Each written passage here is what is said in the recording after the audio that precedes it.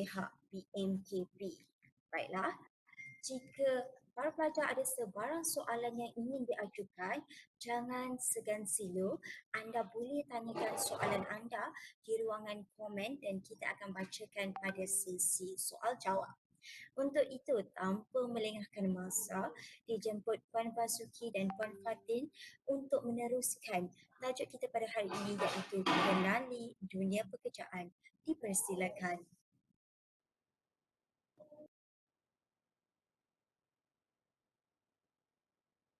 Terima kasih saya ucapkan kepada Cik Fatimah, pengarah program dan pensyarah-pensyarah di pihak UiTM.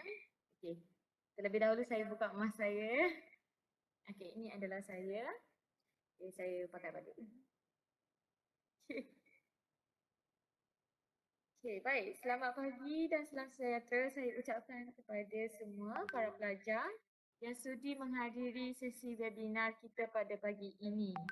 Saya ucapkan tahniahlah yang sanggup bangun pada awal pagi Sabtu ni dan datang dengar webinar kita pada hari ini. Okay, nama saya Wasuki Ramali. Boleh panggil saya sebagai Puan Wasuki.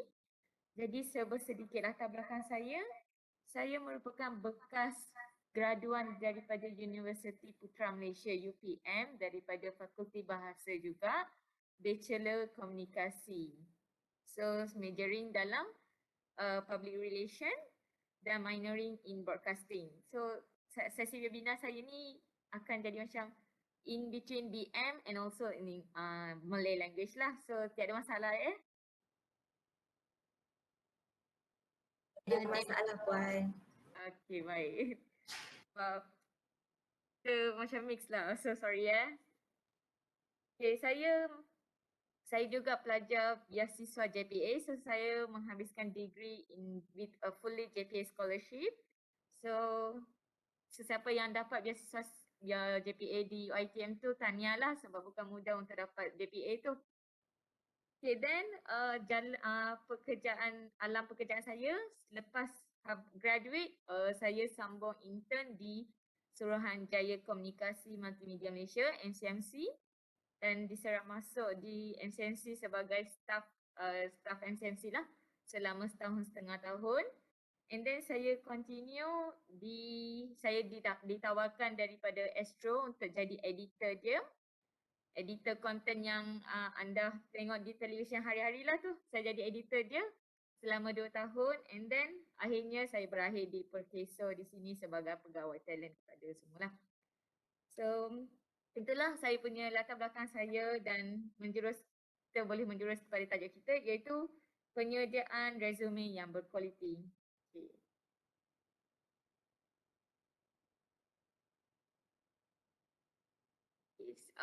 First kali saya nak tanya strategi kerjaya kita. Okay, first of all, saya tak nak sesi webinar ni macam one way. So kita boleh mengadakan two way juga. Macam siapa yang tak faham boleh je tanya kepada saya.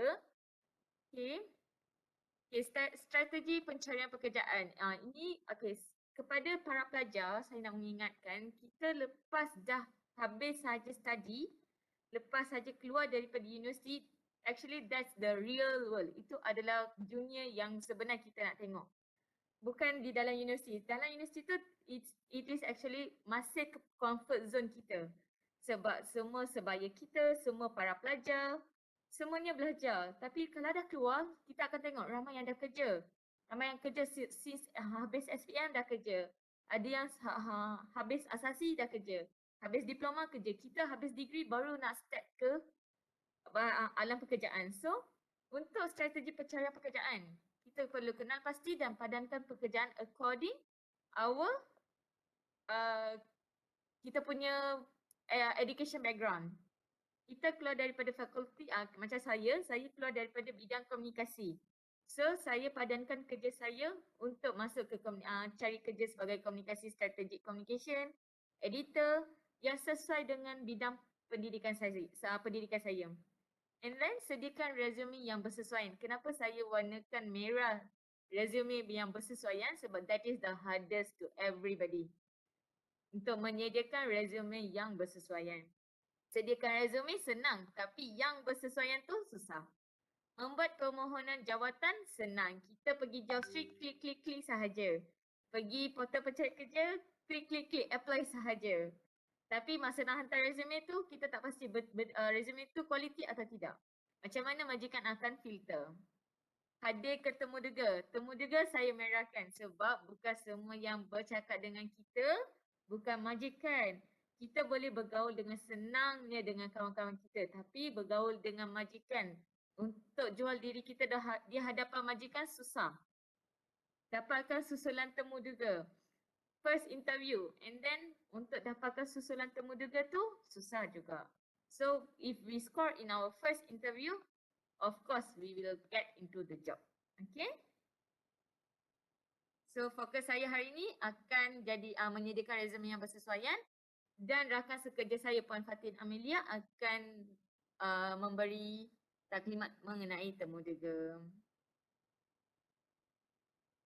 Okay, apa itu resume? Untuk kita, masa saya belajar, I used to think resume hanya sebenarnya satu saja. Tapi bukan satu saja. And every time semasa kita bertukar role ataupun bertukar jawatan ataupun bertukar pekerjaan, kita harus menggunakan resume yang berbeza. So every time we must keep our resume updated. Kita tak boleh gunakan resume yang saya habis graduan, resume yang saya gunakan untuk menyerap sebagai intern tidak sama dengan resume yang saya gunakan sekarang untuk menyerap masuk di Pekiso. Semuanya resume yang berlainan. Sebab job scope saya berlainan. Saya punya experience jadi lain and everything. So resume ni ada 3 resume. Resume kronologi, functional, combination format. Sebenarnya resume ni juga adalah first thing memberi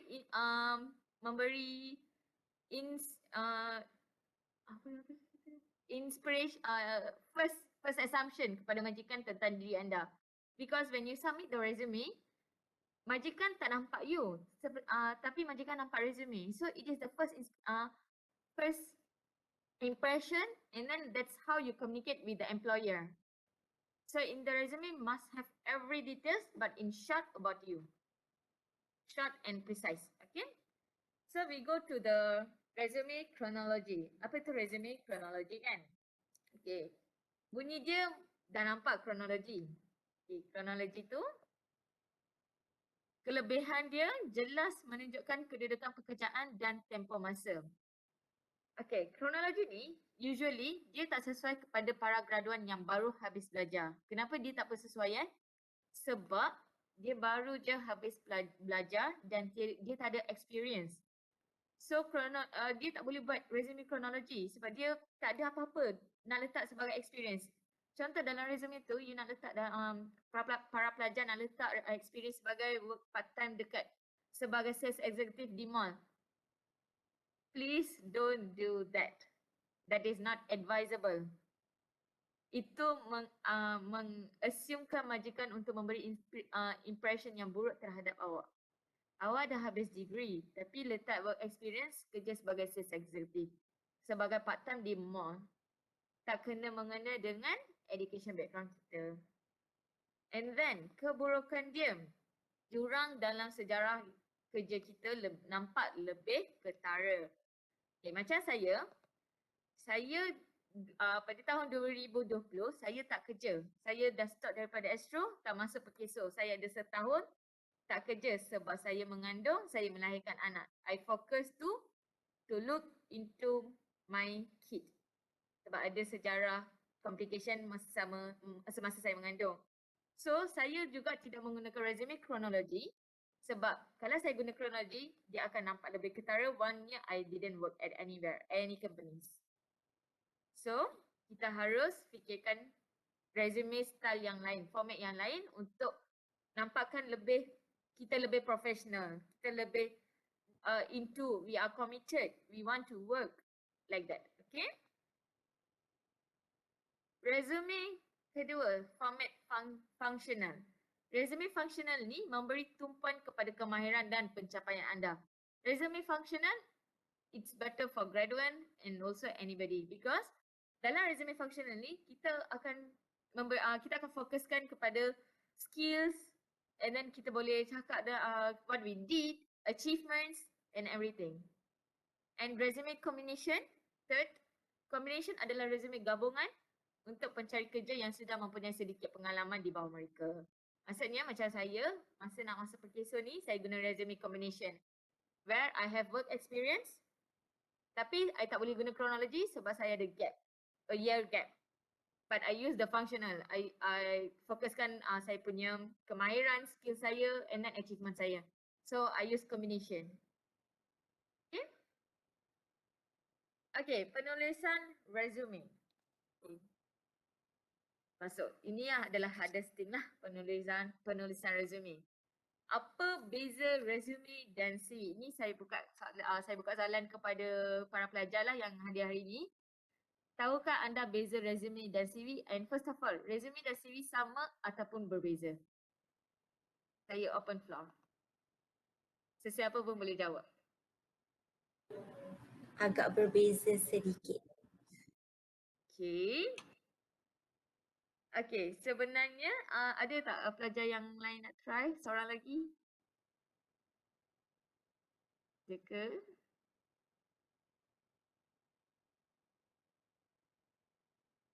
Berbeza dari Fatin Nadira, berbeza dari segi bilangan muka surat.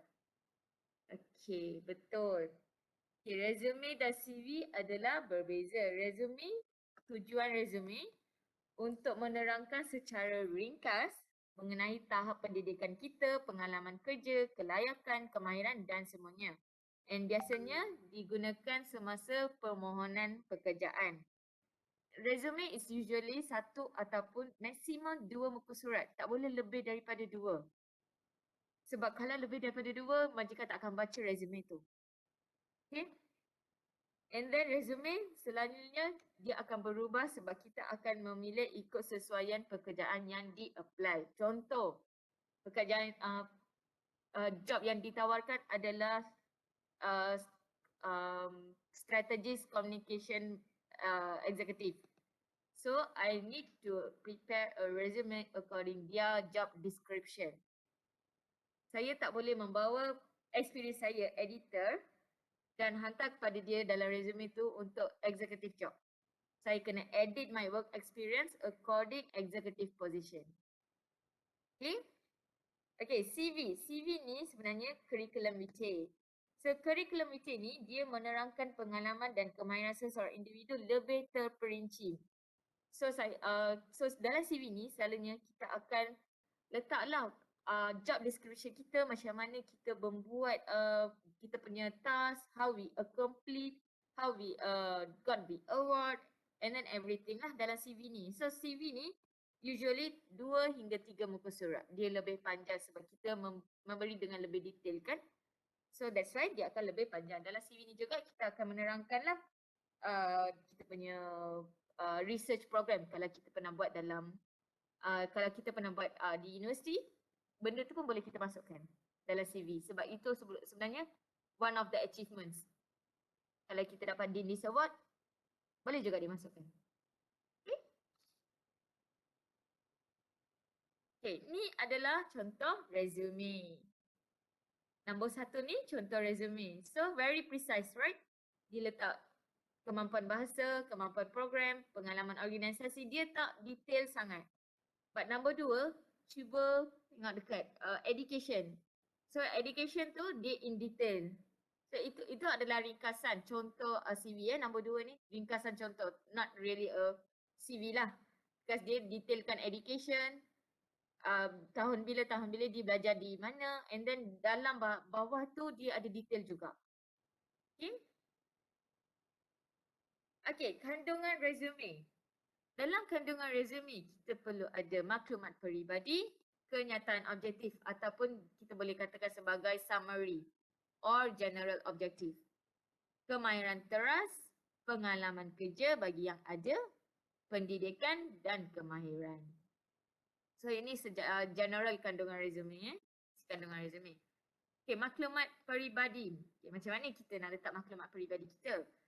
Nama, alamat, nombor telefon, email, umur, gambar. Gambar ini, okay, not saya nak advise lah, not selfie pictures yang kita buat dekat Facebook, LinkedIn, Instagram. This is not our social media. This is a resume to an employer to see you. So if you put your selfie pictures, employer will see. Ini gambar social media lah, tak nak lah. Dia akan fokus tu, akan pergi kat gambar and you tak letak gambar passport yang formal, dia akan reject terus you punya resume. That is the major impact. And first impression is gambar. Okay? Contohnya, okay, kita ambil contoh di sini, Nodia Iskandar. Alamat dia 155. Okay, alamat ni kalau tak letak penuh pun tak apa. Kita letak Kuala Lumpur pun cukup. Kalau tak letak pun tak apa. Alamat sebenarnya optional. Yang penting nama, nombor telefon. Nombor telefon, kenapa nombor telefon penting? Kalau majikan shortlisted you, dia akan call. Email penting sebab dia nak hantar surat tawaran pekerjaan ataupun susulan temu dega. Dia nak refer kat mana? Refer kat email. Black and white. Everything is a black and white. And email tu, okay, di sini I need to address email. Okay, kita kan pelajar, kita suka sweet, cute names. So kita jangan nak letak email tu cutiepie@gmail.com, sweetgirls@gmail.com. Tolong jangan ya, yang tu tak sesuai untuk kerja. Kalau boleh, create satu email untuk mencari pekerjaan. Dalam email tu kena ada nama penuh. Ataupun nama yang ada macam Dia Iskandar. Tak letak no pun tak apa. diaiskandar@gmail.com, so that majikan know that you are very eligible for the work. You dah be adult, you are matured enough to work. Contoh majikan baca, cutiepie@gmail.com, alamak, budak kecil ke ni? Macam tu lah. Okay. Okay, handphone number and umur. Umur penting juga sebab kita kena tahu umur ni. Maklumat lain, tips dia maklumat lain seperti agama, bangsa, jantina. Sepatutnya ataupun sebenarnya maklumat seperti agama, bangsa, jantina tidak perlu letakkan di resume sebab kita dah terang-terang tahu Nodia Iskandar binti. Dah tahu tu adalah perempuan. Bin, anak perempuan, anak lelaki semua dah tahu dah. And then kita dah, kalau kita memohon kerjaan, kita kan ada borang mengisi borang permohonan pekerjaan. So dalam tu kita boleh isikan. Okay? Okay, ini adalah kenyataan objektif nombor 2. General objective. So general objective ni adalah penulisan ringkas ataupun matlamat kerjaya mengenai diri anda. Contoh, anda adalah fresh grad. Kita dah tahu lagi macam mana nak tulis matlamat kerjaya kita. So, kita boleh letaklah graduan daripada mana. Tak perlu address saya merupakan graduan Universiti Teknologi Mara dalam bla bla bla because it is your resume and then no need to mention saya banyak kali. Just to the point. Graduan Universiti Teknologi Mara dalam ijazah sarjana muda, mahir di mahir kemahiran, address kemahiran. Mahir di dalam pengurusan pelbagai aspek and then mementingkan kualiti. It is like elevator pitch. In a short, brief way, you sell yourself. Okay? Boleh letakkan kenyataan objektif ni boleh dibuat dalam bahasa Melayu kalau resume anda bahasa Melayu. If your resume in English, please be in English. But don't make a resume BM separuh, English separuh. Make it in one language. Okay? Dalam kenyataan objektif ni harus wajib mengatakan you punya skills. 2 major skills. It must highlight it. Your strengths, not your weakness. Strengths dalam general objective.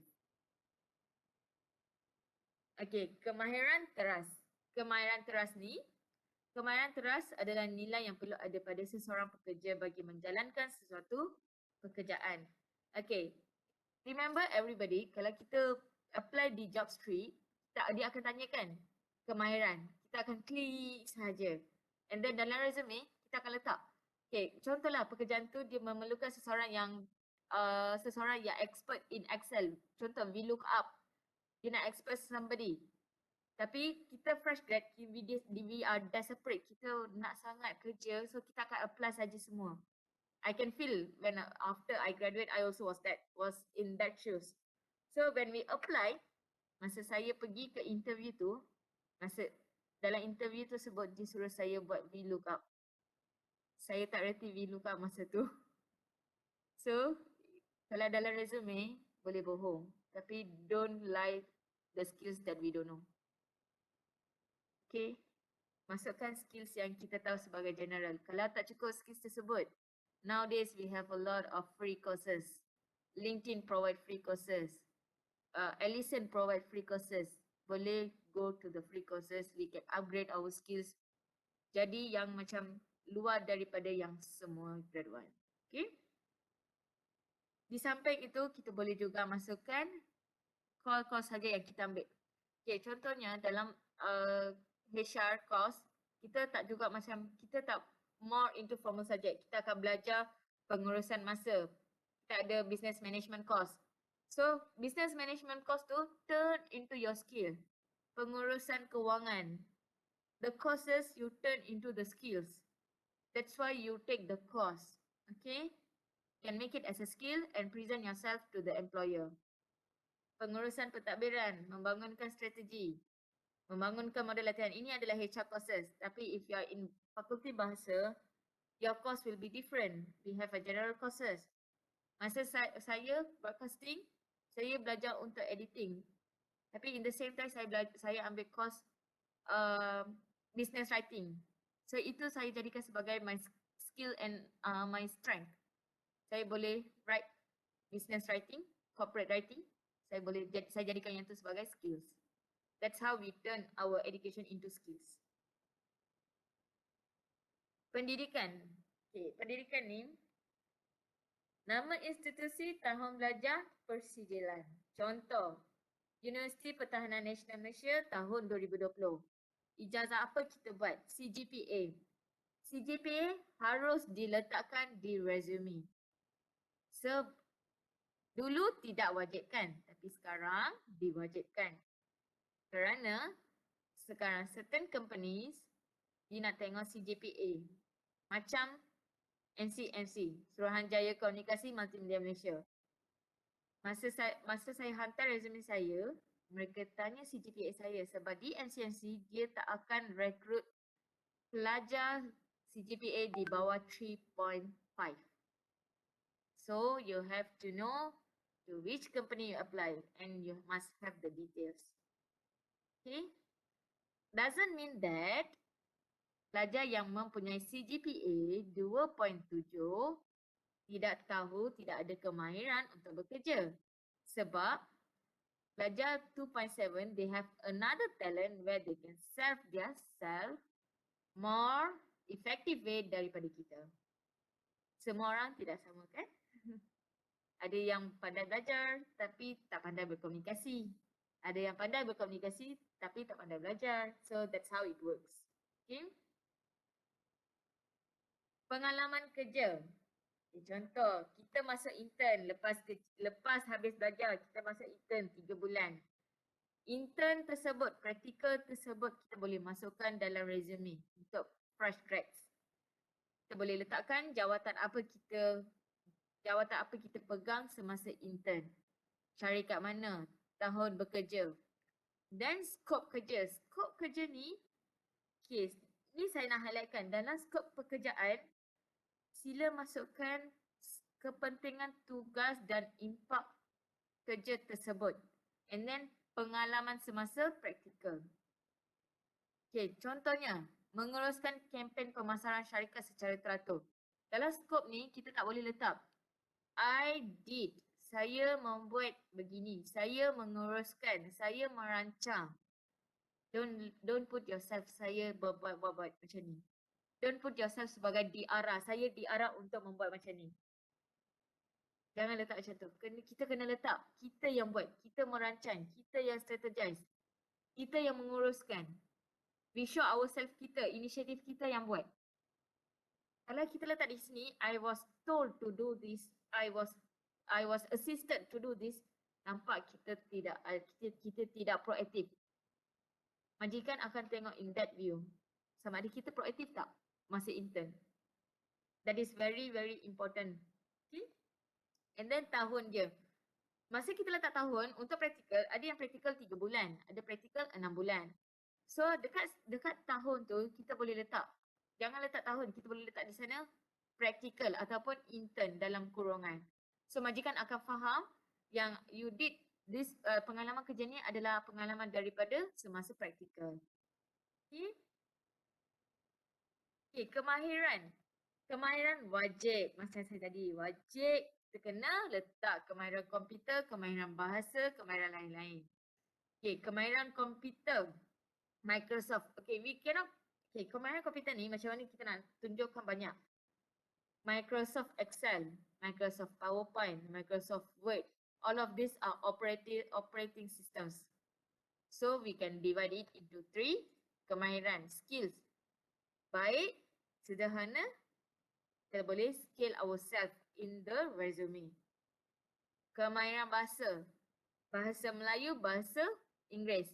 Baik, we can put also speaking, writing and also reading. We can put there. Baik ataupun sederhana. Macam I can converse in Mandarin, but I can't write in Mandarin. So I'll put there only converse. Good in converse, not good in writing. I tak letak di resume saya, I'm not good in writing. Sebab itu adalah weakness saya tak tunjuk pun. I just put dekat sana, good converse in Mandarin. Only that. So whatever good about yourself, you just put. You know bahasa Indonesia, that is advantage.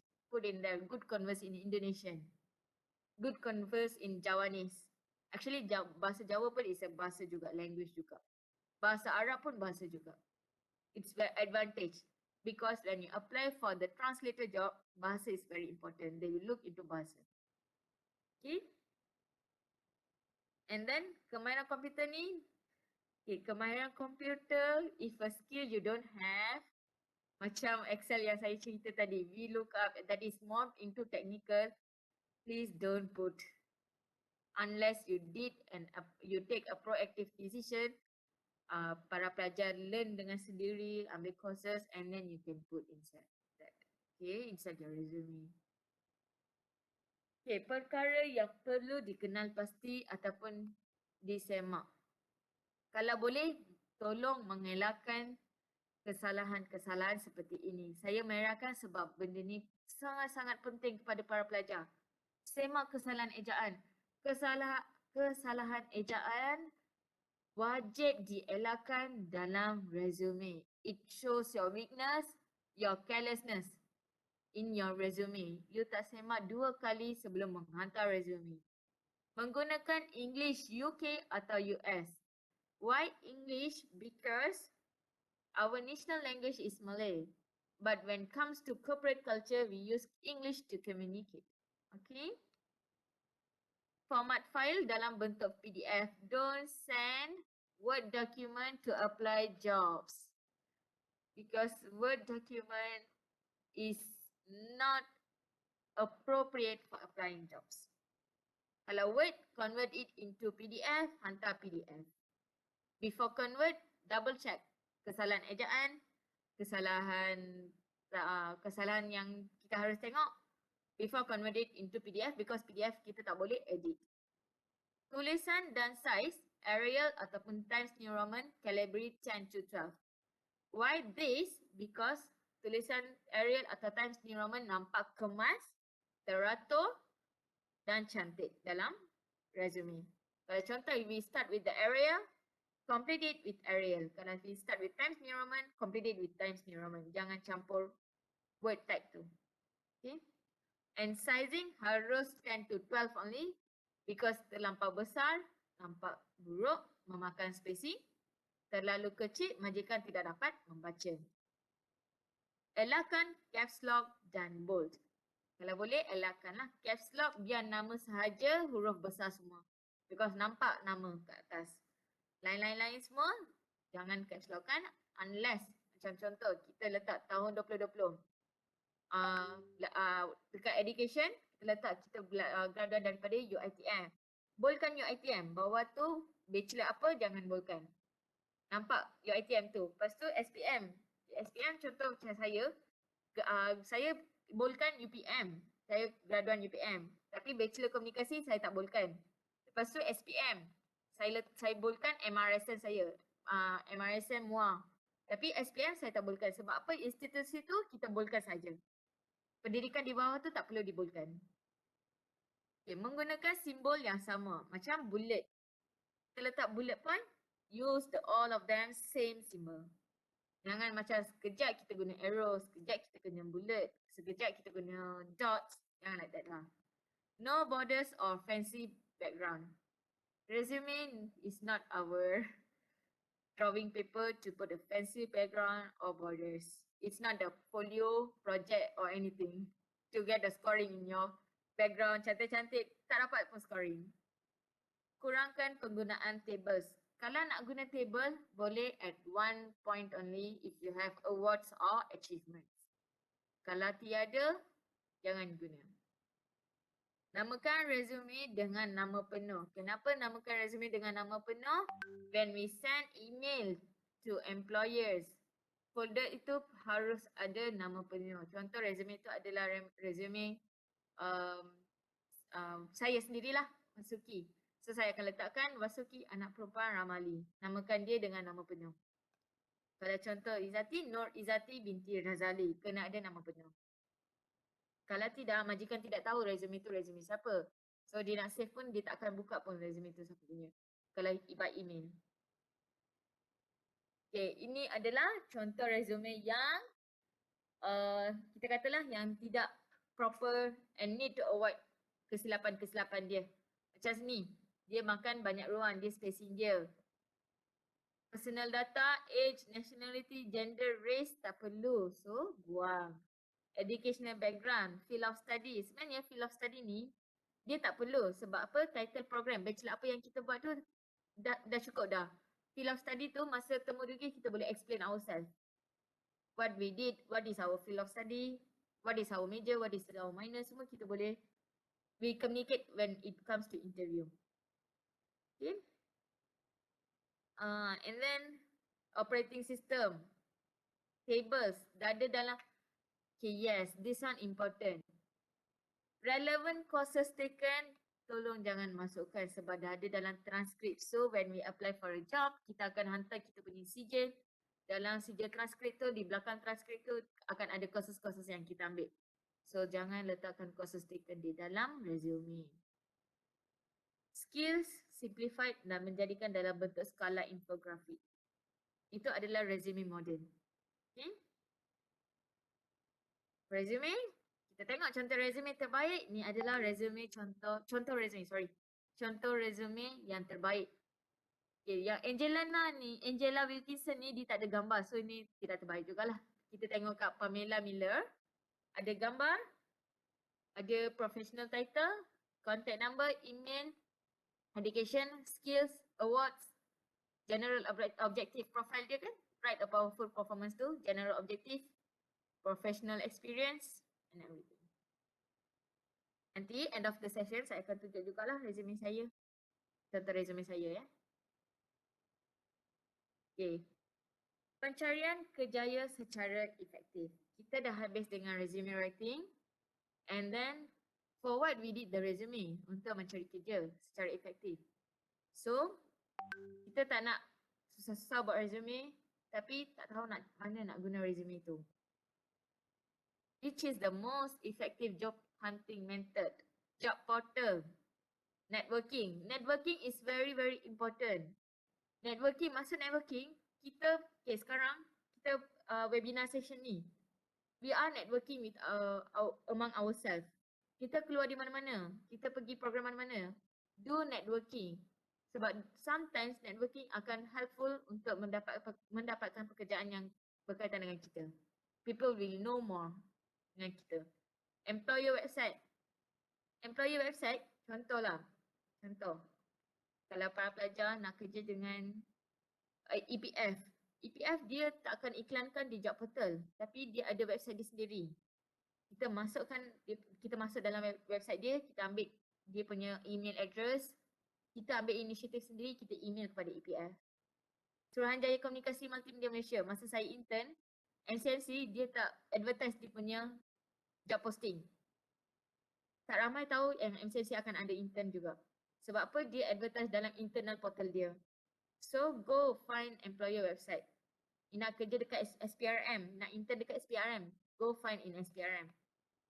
Nak kerja dekat Suruhanjaya Persaingan, find in their portal. Okay? Kita tak boleh duduk berharap di JobStreet one portal only because JobStreet tak mengandungi semua scope in Malaysia because they are paid for private job, private job iklan lah. Okay?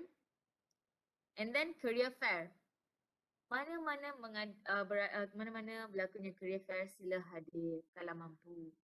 Kalau mampu, tolonglah hadir career fair because you will get a lot of knowledge in career fairs. You boleh berjumpa banyak majikan, boleh tengok banyak betapa ramainya graduan yang bersaing dengan anda. Once you go to career fair, you will know how many graduates it's there. Macam saya sebelum hadir ke career fair, saya tak tahu pun. Saya mengingatkan hanya universiti saya sahaja. Tapi when it comes to career fair, masa 2 tahun lepas di KSCC, I was shocked because terlampau ramai yang desperate nak job. Terlampau ramai. Because every year more than 20,000 graduates are coming up from universities. So everybody is competing, everybody is needed job, and now COVID-19, post COVID-19, even professionals also needed a better placement. So we must have a very good communication skills. Direct approach ni selalunya lah saya mengatakan turun, kita dalam bahasa kasar, turun naik companies. So macam contohlah, macam saya first time in my life turun naik tu di Top Glove. Saya masuk sendiri di Top Glove, saya hantar resume, saya jumpa HR dia, saya hantar resume saya mengatakan kat dia, kalau ada kerja kosong boleh bagi dekat saya sebab saya graduate daripada UPM. Saya tengah mencari kerja kosong. Tapi in a proper way lah. Bukan macam ni lah, in a proper way. Saya hantar dekat, first saya hantar dekat guard hantar dekat HR. Then HR call saya and then baru saya ditemu juga. Because that way actually, it shows your initiative to work with them. Majikan akan tahu, oh pelajar ni, graduate ni, dia job seeker ni, they take very good initiative, they come to me. Macam tu. Social media, yes, now social media is playing a very big role in two terms. Why two terms? First, LinkedIn, you can use LinkedIn to apply jobs. Secondly, when you go into the job, they will revise back your social media. Contoh, okay, ni pengalaman saya ya. Pengalaman saya masa kerja dekat MCMC, Suruhanjaya Komunikasi Multimedia Malaysia. Lepas saya diserang masuk, dia skimming and scanning balik saya punya Facebook, saya punya Instagram. So that you tak kutuk mana-mana parti politik, you tak letak mana-mana gambar yang tidak bersesuaian and your profile look professional. Contoh sekarang, kalau profile you ada kutuk mana-mana pihak, tolong remove. Even though remove, I know when I work with MCMC, even though remove, we still can hack that, we can see into that. But dia tak akan buat macam tu, dia akan tengok mata kasar sahaja. So when we see in the mata kasar, tolong nampakkan profesionalisme di social media. Even though contoh kes-kes kita nak share kes-kes yang baru berlangsung, please do share, please keep updated. Okay? Tapi janganlah, tolong jangan mengutuk mana-mana pihak parti politik di social media kita. Because it will place a big big role when we apply for a job in government agencies. Recruitment agencies macam JobStreet, macam kita My Future Jobs, okay, so ada My Future Jobs sekarang. So itu adalah portal percuma untuk mengapply kerja, so boleh gunalah. Okay. Kesilapan yang berlaku ketika menghantar resume. Menghantar resume secara email. Jadi saya katakan kan, saya mention about we go to employer website, we take their email address, we want to send the email. So, kesilapan yang selalu berlaku. We will look into cases by cases. Kes pertama. Ni. Dia hantar without, tanpa memperkenalkan diri, Dia hantar email saja and then document. Tak tahu siapa punya. And then tak ada subjek. Kita tak tahu. Macam mana majikan akan tahu ini siapa, ni siapa. Okay. Case kedua, alamat email tidak profesional. Tadi saya bagi tahu kan? Alamat email kita paling important. Nama dia Dineshini tapi letak sini Shini baby girl. Oh my god. Tak profesional langsung. So macam mana majikan nak tahu? Oh my god. Macam mana saya nak filter? Kita boleh think kan? That one practical right? Logic right? And then look at this. Their body. I just wanted to let you know. It's like very rude. We have more language. Kita duduk Malaysia ni, kita peramah, kita berbudi bahasa. Macam kita nak something, kita akan tanya kan, kita ada letak tolong lah, tolong, and then kindly. We have a lot of words. We can use that. Kindly don't hesitate to call me.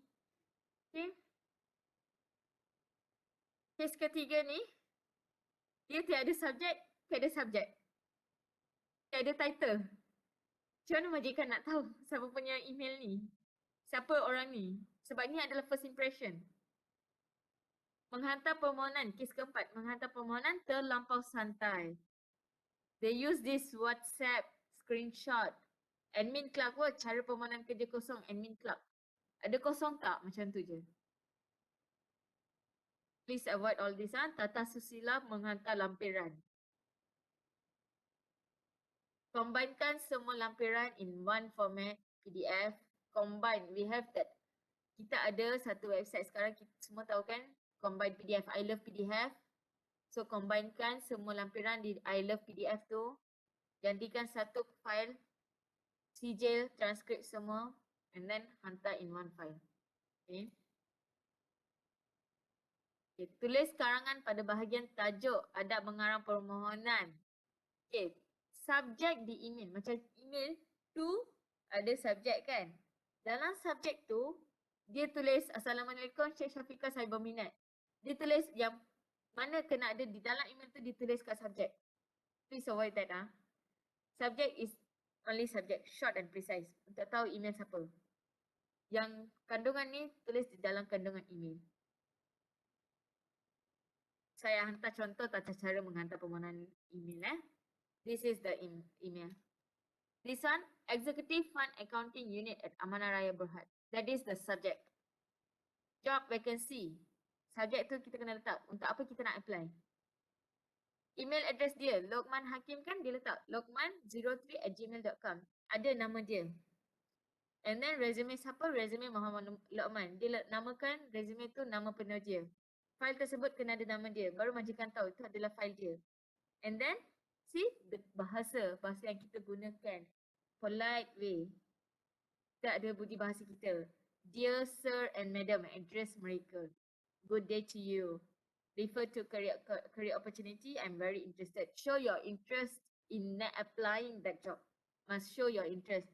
I'm very interested to apply the post executive fund accounting. And attached resume to your review. Okay.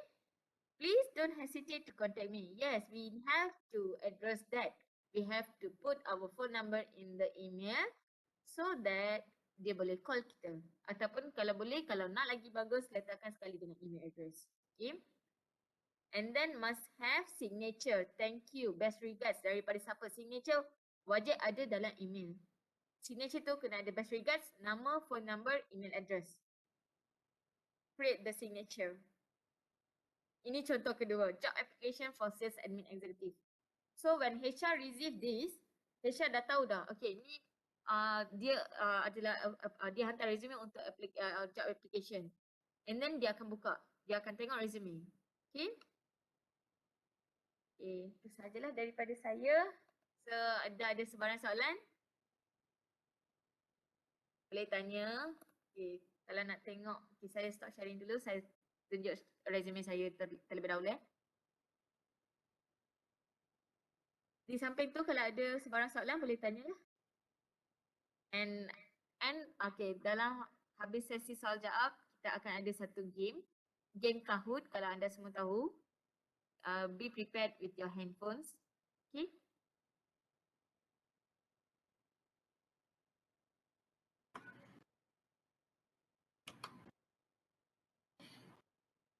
para pelajar jika ada sebarang soalan untuk diajukan kepada Puan, boleh tanya, jangan segan silu, boleh tanya di ruangan komen ataupun boleh buka mic untuk tanya. Okey. Okey, Puan Fasuki, saya ada satu soalan. Untuk pekerjaan di zaman kita sekarang ini, adakah resume bahasa Inggeris ataupun bahasa Melayu lebih uh, jadi apa orang kata jadi orang lebih nak maksudnya bahasa Inggeris ataupun bahasa Melayu yang lebih diutamakan resume. Okay, baik. Terima kasih Cik Siti Fatimah. Sebenarnya dalam resume, pada zaman sekarang lah, we give more importance for English resume. Sebab bahasa Melayu bukan kita ketepikan. Bahasa Melayu national language kita.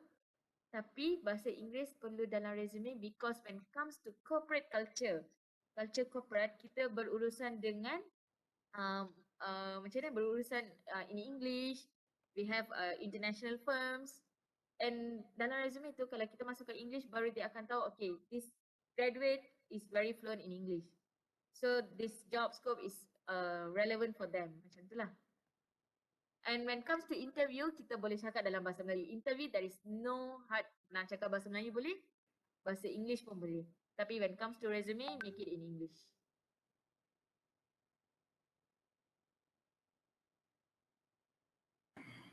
Terima kasih atas jawapan. Jadi ada sebarang soalan daripada para pelajar kita? Ada lagi ke? Okay, ini adalah contoh resume saya. Okay, boleh tengoklah resume saya ni. Ini yang resume saya sekarang lah. So, I highlight my name, my photo, number phone, email address, and then saya letak alamat saya Kelang, macam tu je. Very short and precise. My general objective, skilled in brand strategy, social media management, marketing, publications and administration. My working experience. Okay, ini adalah template resume modern. So, dia akan nampak macam, actually 2 pages but very modern lah. So, my skills, I tak letak dalam words. I use the logos only. Education. And then language, Malay, English, Tamil. And my Facebook page, my Instagram page, my Twitter page. My working experience. So dekat working experience ni, saya just macam masukkan job scope saya sahaja. What I did. My job description. Tapi bukan terlampau banyak. Short and precise. Accomplishments. Table saya masukkan untuk honors and awards sahaja. And reference. Reference, maaf saya tak tekan pasal reference di resume tadi Reference wajib perlu masukkan di resume dan reference. Kita tak boleh masukkan family, friends or our circle. Reference must be our supervisor ataupun team lead masa kita intern ataupun boleh masukkan pensyarah kita. Okay. Reference wajib dalam resume. Sekurang-kurangnya kena ada satu, maksimum 2. Satu pensyarah kita, satu superior masih intern.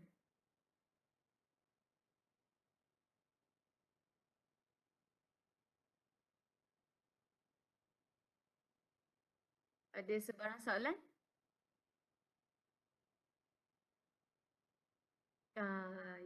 Ya, Cik Najibah. Okay. Hai. Okay. Saya Najibah binti Yamin. Okay, saya nak tanya Puan, dari segi kelayakan akademik, perlu ke saya letakkan tahap pendidikan saya yang paling tinggi? Contoh kalau macam ada master, perlu letakkan master ke dalam iklan, tetapi iklan jawatan tu untuk penolong tadbir. Macam mana? Okay. Pada masa sekarang, perlu letakkan pendidikan tertinggi. Sebab even though itu adalah iklan kosong untuk penolong tadbir, Mana tahu rezeki anda di masa masuk di dalam internally according your educational background you boleh tukar role. So education mesti letakkan highest education. Tapi lepas complete lah, kalau kita tengah buat master jangan letak sana master macam tu lah. Lepas complete baru letak. Okey, terima kasih. Sama-sama. Ada soalan lain ke? Para pelajar jangan segan nak tanya sebab this is very important road to your future. Okey, saya ada satu soalan lagi. Okey, macam Puan cakap tadi, sekarang kan memang kita lebih kepada bahasa Inggeris kan dalam resume. Tapi macam mana ada mungkin ada kita terlepas pandang, mungkin ada sesetengah syarikat yang minta resume dalam bahasa Melayu, tapi macam mana kita nak tahu sama ada syarikat tu perlukan resume dalam bahasa Melayu atau bahasa Inggeris? Okay, untuk soalan ni, actually kita boleh sediakan resume dalam dua language. One in English, one in Malay. Macam syarikat Dewan Pustaka, kalau tak silap saya lah masa saya belajar dulu, DBP dia perlukan resume dalam bahasa Melayu. So, boleh sediakan dua resume. Contoh kalau kita hantar resume secara email, kita boleh hantar dua-dua template. BM, BI. Namakan dua-dua resume in full name, tapi dalam kurungan English version, Malay version. So that majikan boleh tengok lah kita punya resume tu dalam version yang dia nak.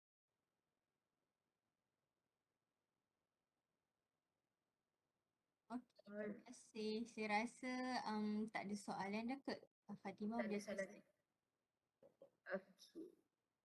Kalau tak ada soalan, saya ada soalan sebenarnya.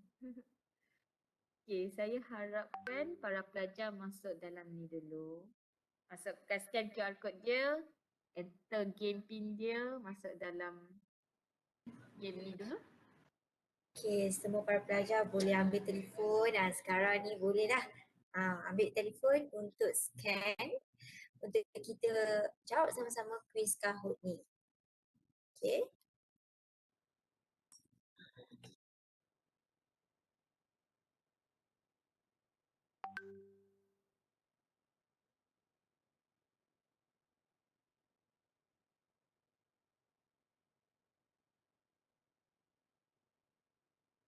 Pastikan para pelajar guna nama sebenar ya. Guna nama sebenar. Jangan guna nama pelik-pelik. Kang tak tahu nak sebut. Jadi guna nama sebenar untuk mudahkan kita ya. Sebelum tu quiz Kahoot ni dia ada dua language juga ya. Ada soalan dalam BM, ada soalan dalam English ya.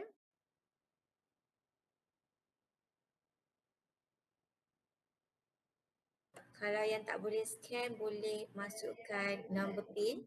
Number pinnya adalah 274 8268. Takut ada internet yang slow kan. Jadi saya bacakan nombor game pin dia 274 8268.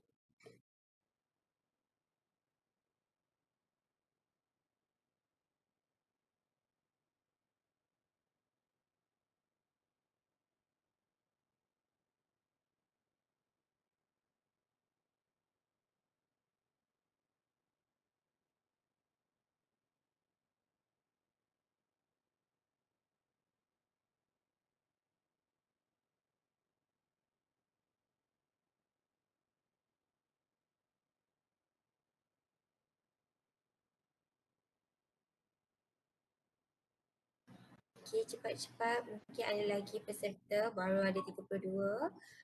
Kalau dalam Webex ni ada 78 orang. Jadi mungkin ada masalah lagi, kita tunggu lagi untuk para pelajar yang lain sama-sama masuk dalam kuis kita pada hari ini.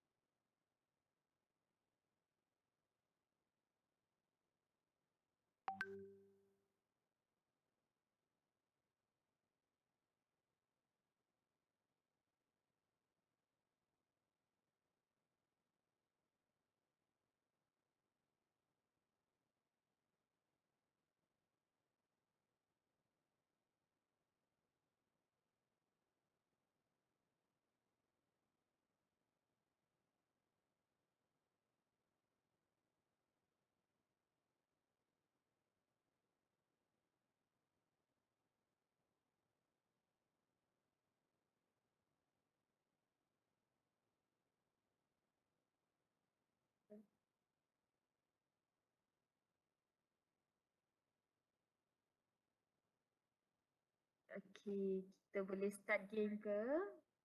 Dia macam siapa cepat dia dapat tau. Dia kalau lambat dia tertinggal dalam game ni. Boleh, boleh.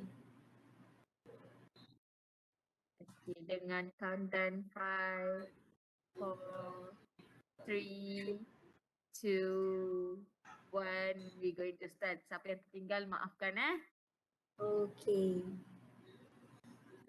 Okay.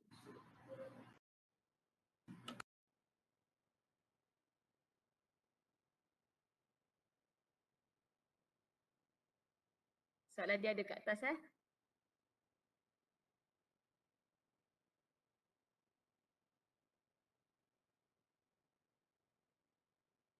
Kita tengok siapa pemenang dia. Hazratul. Next. True or false? Resume and CV saying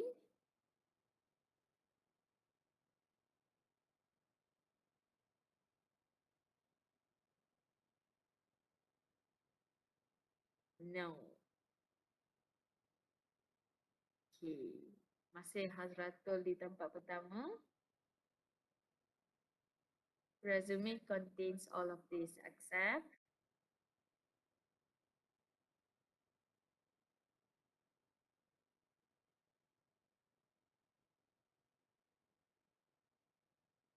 race.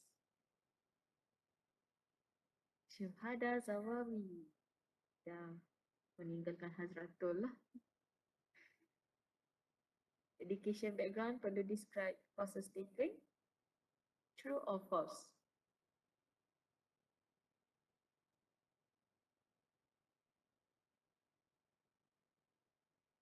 Yes. Wah. Kesalahan ejaan amat digalakkan dalam penulisan resume. True or false?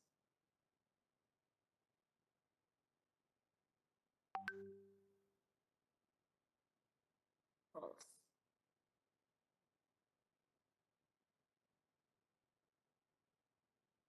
Format resume harus dalam bentuk PDF. True or false?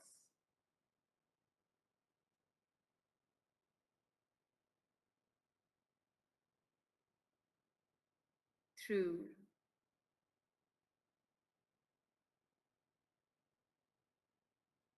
Nama dalam resume perlu guna nama penuh. True or false? Laju semua.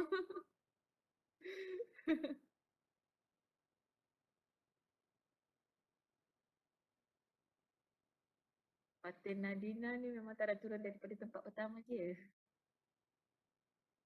Email resume ke syarikat dengan subjek. Contoh subjek apa?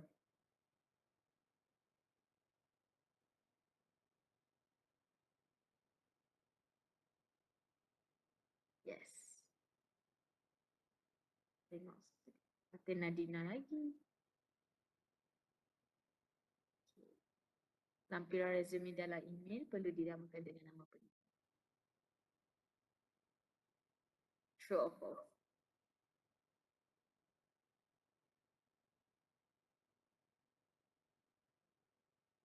True.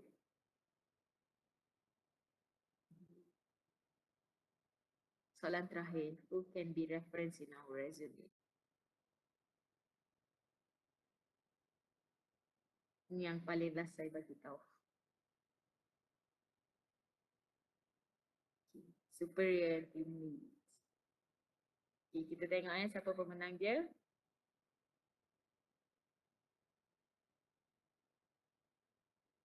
Nombor 2, Syuhada Zawawi. Yang first, kita tengok siapa.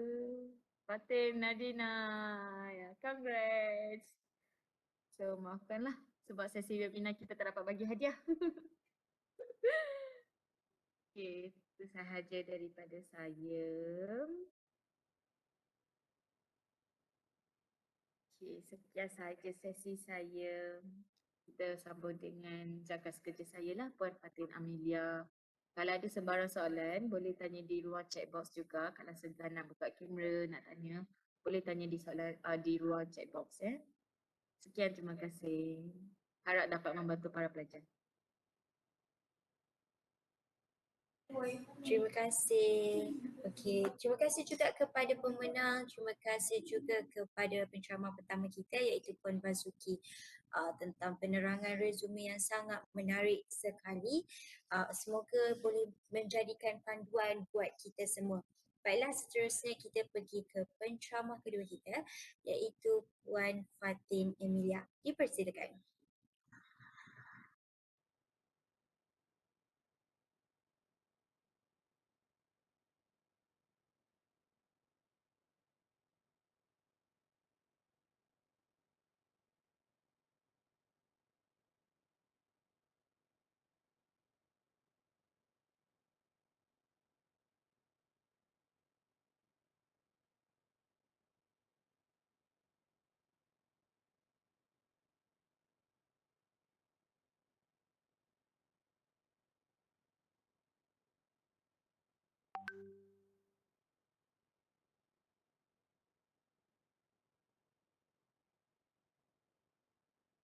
Puan Fatin mengalami masalah teknikal. Mohon sebentar dalam 1 atau 2 minit lah. Boleh, tiada masalah.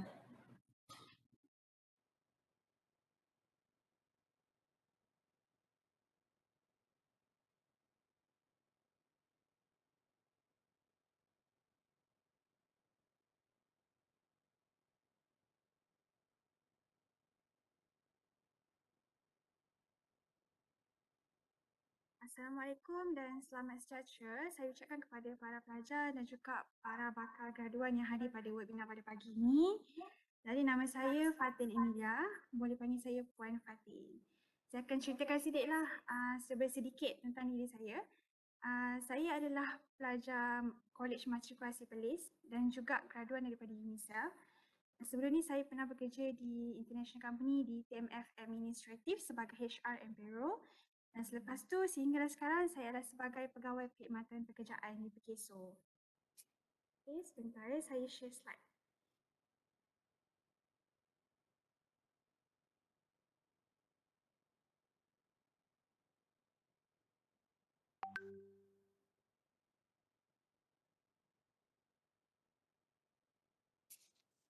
Okay, kita akan terus kepada tajuk kita pada pagi ini iaitu tips mencari pekerjaan dan temuduga pada musim endemik 2022.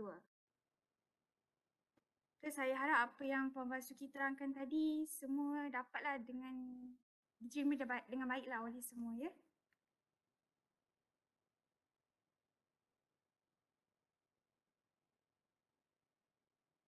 Okay, ini adalah tips yang paling penting ketika temuduga. Pastikan resume yang dihantar adalah lengkap dan tidak membosankan temuduga untuk memanggil anda bekerja.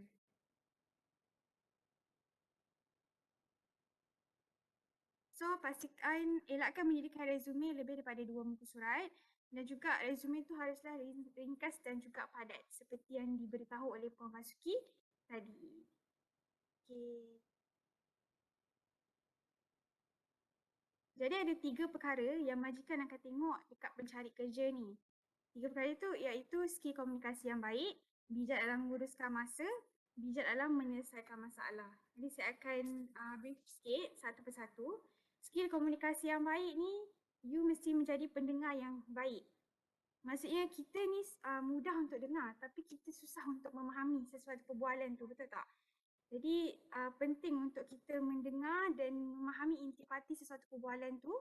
Daripada situ skill komunikasi kita akan jadi lebih baik. Okey, dan kemudian fahami gaya komunikasi kita. Fahami gaya komunikasi orang sekeliling kita. Ada 4 jenis gaya komunikasi iaitu pasif, agresif dan juga asertif. So pasif ni more kepada seseorang yang rasa diri dia gagal dan dia susah untuk explain kalau dia ada masalah. Jadi pasif ni juga seorang yang rasa dia didominankan oleh orang sekelilingnya. Senang cerita dia seorang yang introvert lah. Seorang yang pasif ni dia susah untuk communicate dengan orang sekeliling dia. Okay, untuk agresif pula kata pendek ni seperti extrovert, seorang yang outspoken. Dia suka memberi perintah dan juga dia suka memberi pertanyaan dan juga pernyataan yang maksudnya dia suka dominan dekat orang sekeliling dia. Dia rasa dia macam ketua macam tu. Dia tapi orang yang agresif ni dia mempunyai banyak idea. Okay, pasif dan agresif pula kita nampak dia macam okey dekat luar tapi sebenarnya dalam dia adalah seorang yang agresif. Contohlah macam bila kita suruh dia buat kerja kan, boleh tak kau buatkan ni? Nanti dia akan cakap macam ni, okey boleh je tapi kalau salah nanti jangan salahkan aku macam tu. Ini adalah seorang yang pasif dan pasif agresif. Okay, assertif ni pula favorite person lah dekat tempat kerja.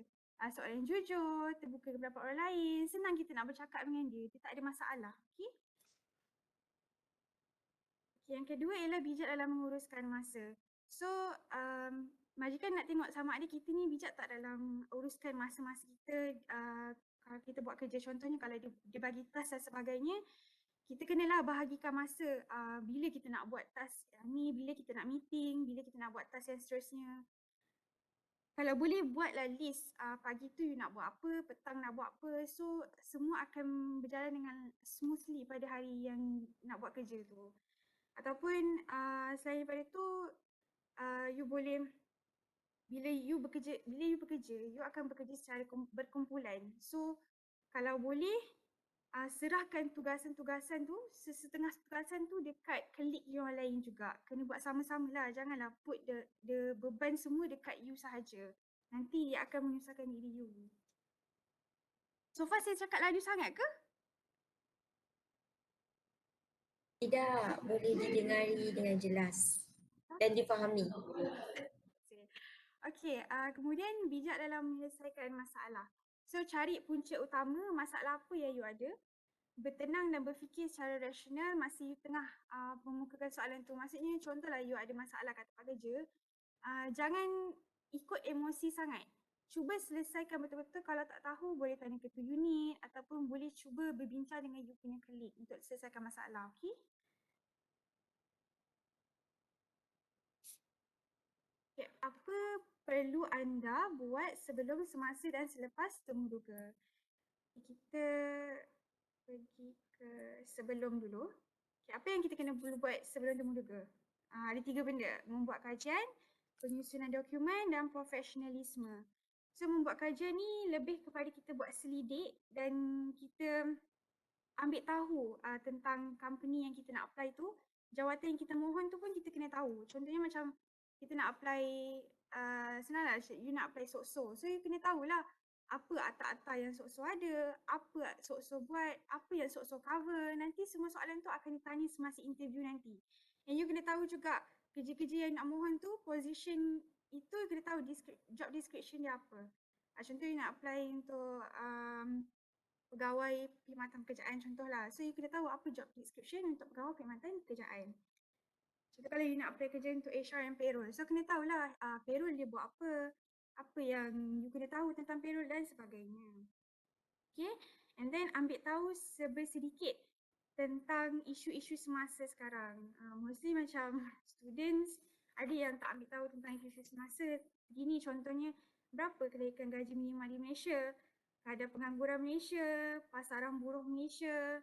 And then kalau you, contohlah you apply kerja coach ataupun di bahagian sukan. So you kena tahulah berita-berita terkini tentang sukan dan sebagainya. Macam tu. Okay, and then you buat kajian dan kemaskini sijil-sijil yang berkenaan dengan temuduga you nak mohon tu. Contohnya kalau you ada sijil profesional untuk engineering dan sebagainya, you boleh masukkan sijil tersebut. Tapi mestilah berkaitan dengan jawatan yang you nak mohon. Okay, and then membuat kajian dari segitu you boleh berlatih temuduga dekat depan cermin ke, kawan-kawan atau keluarga. You buat benda-benda macam ni boleh build your self confidence lah kan. Bila kita bercakap dengan kawan kita rasa lagi kita confident kan. Okay, and then banyakkan baca tips dan panduan ke temuduga. Contohnya macam you join talk dengan webinar pada pagi ni lah. Ini antara salah satu inisiatif you untuk masuk ke alam pekerjaan. Okay, next ialah penyusunan dokumen. So, untuk penyusunan dokumen ni, pastikan ikut aturan dokumen tu. Janganlah resume dekat belakang, lepas tu you punya IC dekat belakang sekali dan sebagainya. Perlu ikut aturan lah. First, kena ada surat panggilan temuduga, resume, kad pengenalan, CJ kelayakan akademik, kemudian baru disusuli dengan CJ-CJ lain. Kalau you ada CJ profesional, muat, you boleh masuklah dekat belakang-belakang. First ialah surat panggilan temuduga lah. Okay. Untuk profesionalisme ni lebih kepada cara you bawa diri you semasa temuduga tu. Contohnya macam kena tepati masa. Pastikan sampai 15 minit awal before temuduga tu bermula. Kalau nervous, kalau boleh jangan tunjuk yang you nervous sangat. Sebab kalau bila kita nervous, satu apa pun nanti tak masuk. Apa yang kita study before hari sebelum temuduga tu kan. So, saja saya kena selalu rasa tenang, dokumen tu susun cantik-cantik and make sure malam sebelum interview tu tidur kena cukup. Janganlah study sampai pagi semata-mata untuk interview. Tak perlulah segitu. Okay. Kemudian jawab soalan dengan jelas. Cuba tanya soalan semasa interview. Nanti saya akan tunjuk contoh soalan yang boleh tanya time interview nanti. Okay, lagi satu, kena sentiasa senyum. Walaupun nervous, senyum je. Senyum dan be professional lah. Okay, and then perlu berpakaian kemas dan sesuai. Dan tanya soalan yang rasional semasa akhir temuduga.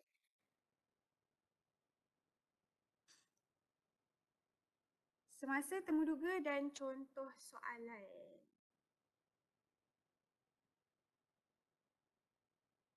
Okey, selalunya banyak pencari kerja ataupun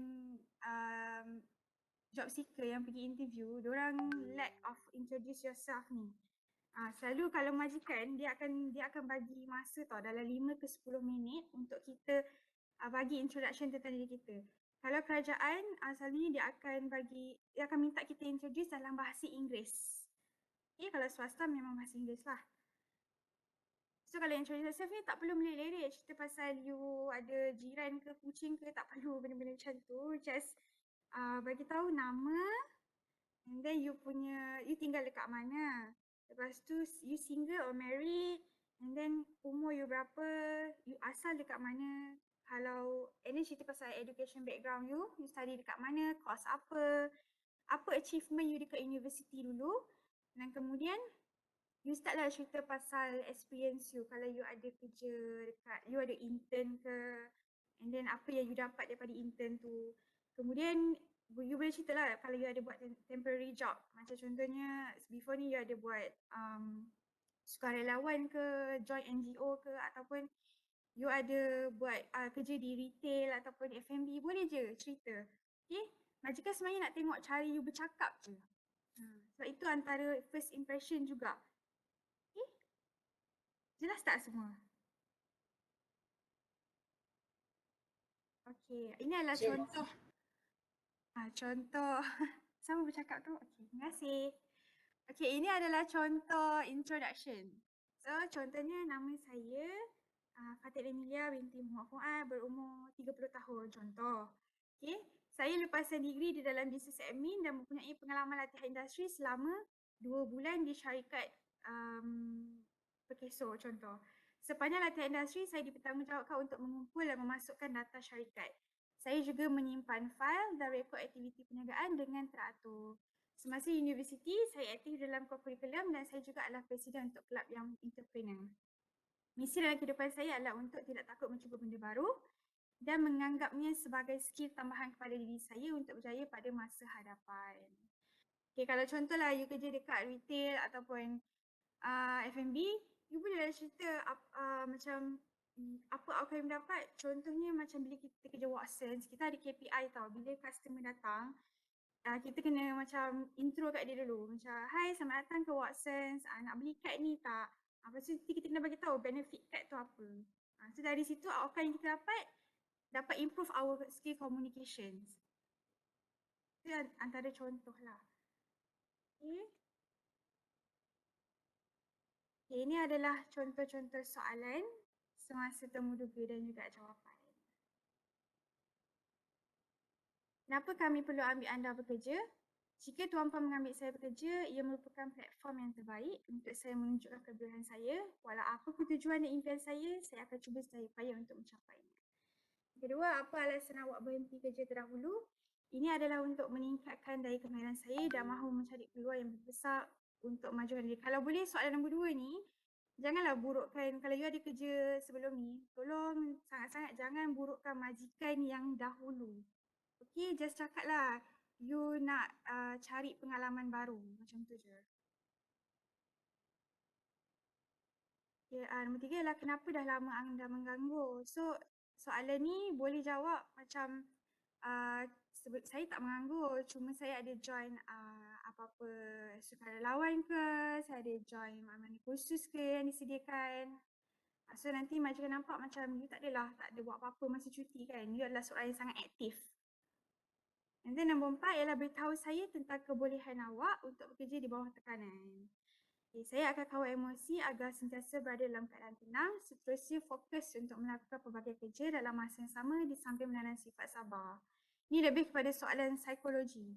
Nak tengok macam mana you jawab. Di mana anda lihat anda di 5 tahun daripada sekarang? Saya melihat diri saya sedang memegang antara posisi jawatan tertinggi dalam syarikat, malah mampu mengurus portfolio penting dalam syarikat.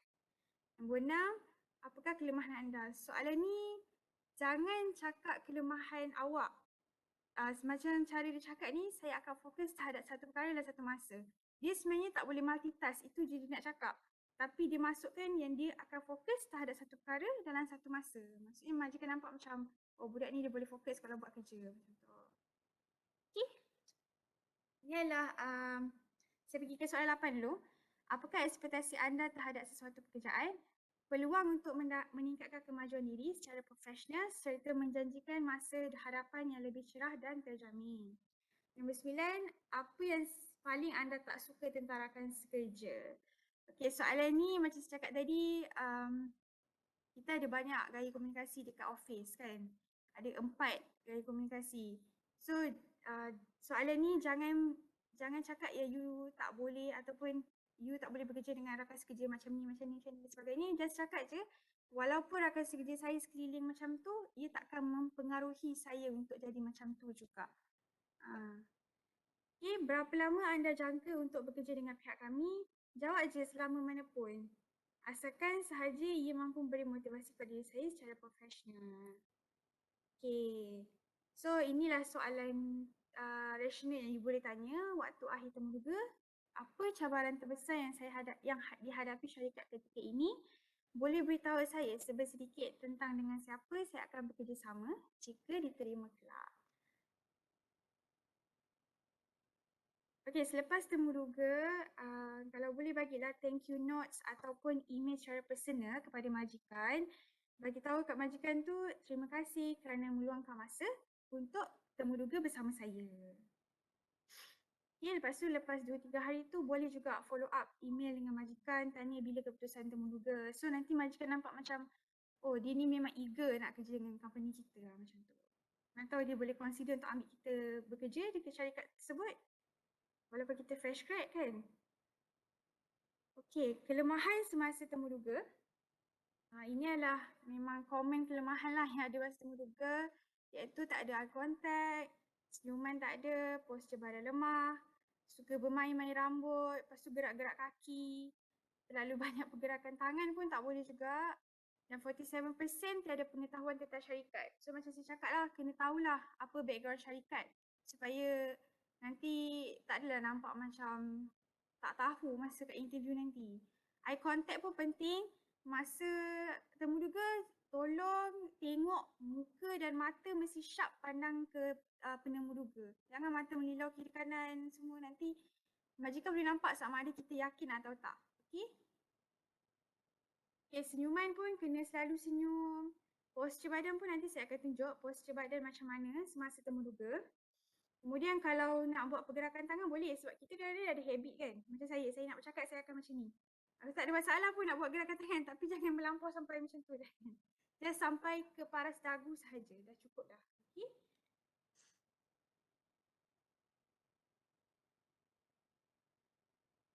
Okay, kita pergi ke tips temuduga secara online. So sejak COVID-19 pada tahun 2020 tak silap saya, kita dah start work from home. Lepas tu interview pun dah semua by online kan. Okay. So first tips menggunakan temuduga secara online. Menggunakan telefon atau komputer riba yang berkualiti. Kalau pakai telefon baru lagi bagus lah. Kalau ada laptop sebenarnya lagi bagus ketika tengah duduk online. Okay, yang kedua, menggunakan kamera telefon yang high definition supaya majikan tu nampak jelas muka you masa tengah interview tu. And then yang ni paling penting, wifi dalam telefon tu mesti laju. Kalau tak nanti kalau sekat-sekat nanti banyak yang ketinggalan dan juga macam tak best lah kan kalau tak ada internet yang laju kan. Kita pun jadi stress. Majikan pun jadi stress bila pastikan bila interview duduk kat tempat yang tak bising, yang senang untuk you nak interview without any noises kat belakang. Kemudian menggunakan mini microphone dan wireless earphone. Ini sangat recommend lah supaya suara you lagi jelas. Okay, posisi badan yang sesuai dan menarik. Duduk seperti mana dalam gambar ni lah, macam mana you tengah dengar talk saya ni, macam tu lah you kena duduk time you interview. Janganlah macam tu ke apa kan, kena duduk tegak macam ni. Okay? Berpakaian lengkap seperti temuduga sebenar, kalau boleh pakailah coat ataupun blazer. Hujahan jawapan yang kemas, padat dan berkeyakinan tinggi. Resume mestilah menarik. Yang dua ni untuk orang Islam, doa dari ibu bapa, usaha dan tawakal, itu adalah kita punya daily lah.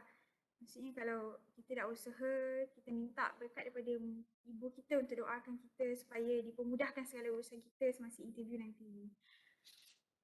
Dan bertawakal.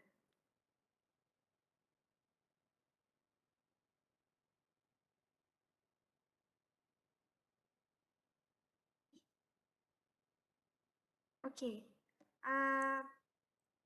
Saya ada tips tau masa saya interview sebelum ni. Saya doa macam ni. Ya Allah, sekiranya perkara itu baik untuk aku, dekatkanlah, dan sekiranya perkara itu buruk, jauhkanlah daripada aku. Itu antara salah satu doa lah yang saya selalu baca setiap hari. Okay, kita pergi ke transformasi penampilan etika dalam image profesional. Okay, personality. Personality berasal daripada perkataan Inggeris iaitu personalite dan perkataan Latin iaitu personalis yang bermaksud peribadi atau sifat peribadi serta pemikiran individu. Personality adalah sesuatu yang berubah-ubah mengikut pengaruh perubahan persekitaran dan pembelajaran seorang dan ianya bukanlah berbentuk statik. So, personality ni lebih kepada the way you carry yourself. Macam mana you berpakaian, macam mana you duduk, you berdiri, you bercakap, macam itulah personality you. Okay? So, macam ni kita nak bina personality diri, kita tahu baik dan buruk dalam diri kita. Kalau perkara tu buruk, jauhkan daripada kita lah. And then, kalau kita nak ada personality yang baik, pastikan kita punya vibe pun mestilah vibe yang positif. Janganlah kawan-kawan dengan orang yang ke arah negatif.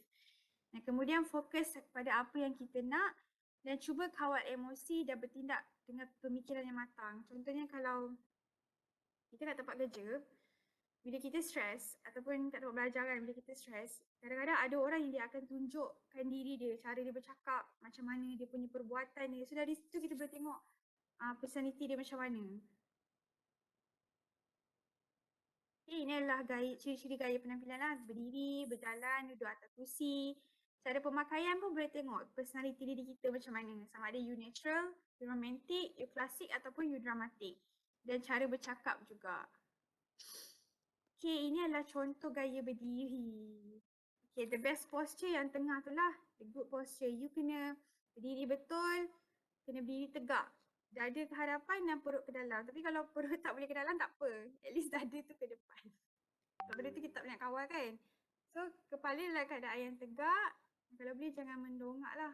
Macam mana dalam gambar tu. Dan kemudian sentiasa senyum. Dan elak berpeluk tubuh. Tangan kalau boleh jangan letak dalam poket ataupun di belakang badan. Okay, gaya berjalan pun sama. Kalau boleh berjalan tu tak semestinya nak kena catwalk. Dia berjalan secara normal. Cuma badan kena lurus dan juga kepala memandang ke depan. Kalau boleh jangan hayunkan tangan anda semasa berjalan. Okay? Saya duduk di atas kursi pula. Pastikan duduk dengan perlahan dan beransur ke belakang apabila punggung sudah mencecah tempat duduk. Bagi wanita dan kaki jangan sampai tergantung. Rapatkan kaki dan lutut. Macam yang hujung ni kan dia duduk macam tu. Nampak formal. Nampak relax. Kemudian tangan letak di atas peha. Kalau boleh, elakkanlah goyang-goyang kaki semasa interview nanti. Kalau kita nervous kan, kita akan banyak habit yang terkeluar tiba-tiba kan. Kalau boleh elakkan. So far semua faham ke? Faham Puan, jelas. Okey, sebentar ya. Okey, kita nak main, alamak dah tunjuk pula, tak apalah. Okey. Okey, ini adalah personality yang kita boleh nampak daripada pakaian. Contohnya macam dia pakai macam tu kan, tengok di sini. Nampak dia klasik, this one is romantic, dramatic dan juga natural.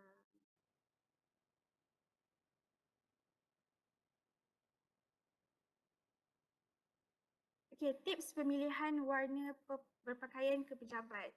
So tak bolehlah pakai menggunakan lebih daripada 3 warna serentak. Janganlah pakai seluar warna oranye and then baju warna hijau, tiba tudung warna kuning, kan pelik. Pakailah yang rona warna yang tak lari sangat, yang sekata lah. Jangan terlampau kontra sangat. Okay, kalau macam lelaki, boleh selalunya lelaki putih, warna seluar hitam ataupun blue black. Itu untuk acara-acara rasmi. Kalau boleh perempuan pun macam tudung ke mestilah sedondon dengan baju. Beg pun kalau boleh sedondon dan juga kasut. Nak senang kasut hitam lah, hitam ataupun warna nude macam tu. Ini adalah contoh tips pakai warna pakaian sesuai untuk wanita hari temuduga. So kalau you pakai baju warna biru, bolehlah you pakai tudung warna baby blue ke ataupun warna grey. Tak adalah nampak kontras sangat. Kalau kuning, boleh pakai warna hijau. Coklat, merah. Merah ke coklat, so boleh pakai warna coklat sikit kan. Ada banyak warna-warna ni kan. Okay, ini adalah contoh untuk lelaki pula. Nampak smart je kan bila diorang pakai.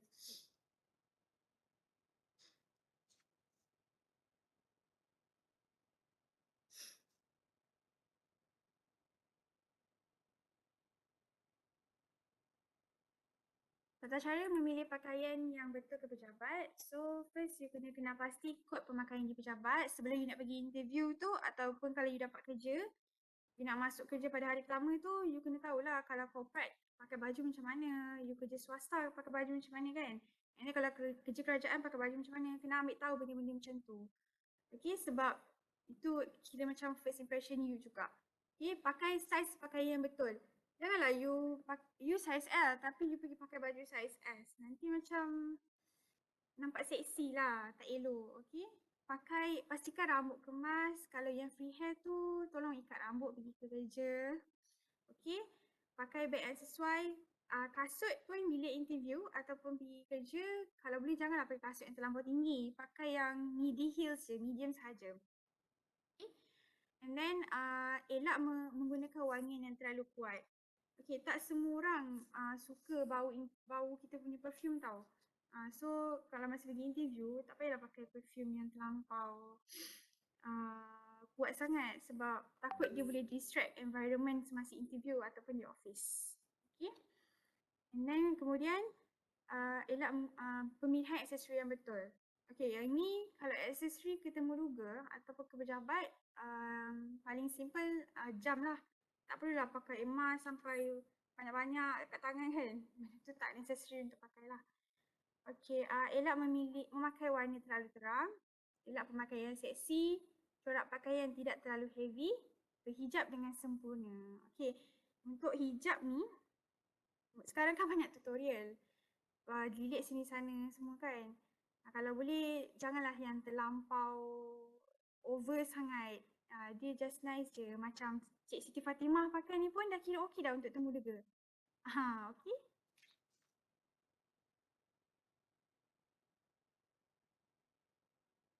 Ini adalah contoh pemakaian bagi temuduga kerajaan. Kalau untuk non-Muslim, kita prefer you pakai skirt yang panjang lah bawah lutut. Kalau untuk lelaki memang mesti putih, hitam, biru gelap. Warna baju boleh bertukar-tukar, cuma jangan terlampau ada corak dan sebagainya. Okay? Dan ini untuk interview ke swasta. Dia lebih kepada macam smart casual. Okay, kita sebenarnya dah sampai ke penghujung. Ada apa-apa soalan ke?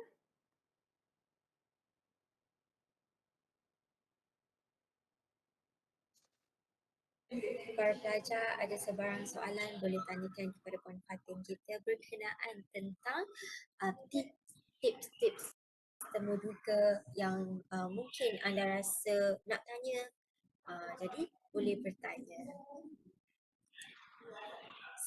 Sebelum kita menunggu soalan-soalan daripada para pelajar, saya ingin bertanya kepada Puan Fatin, apabila interviewer bertanya kepada kita tentang perkenalkan diri, adakah perlu untuk kita sebut tentang family background?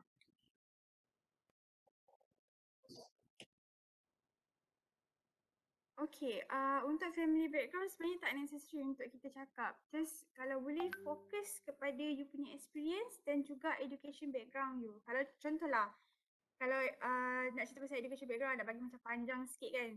Okay, kat universiti dulu, apa you punya achievement? Contohnya, kalau you ada dekan on every sem, tak ada masalah untuk you cakap. Kalau macam you ada join sukarelawan kat luar ke, boleh je cakap. Kalau untuk family background tu, saya tak recommend lah untuk cerita. Kalau you ada scholarship pun, you boleh bercakap dekat masa temuduga tu.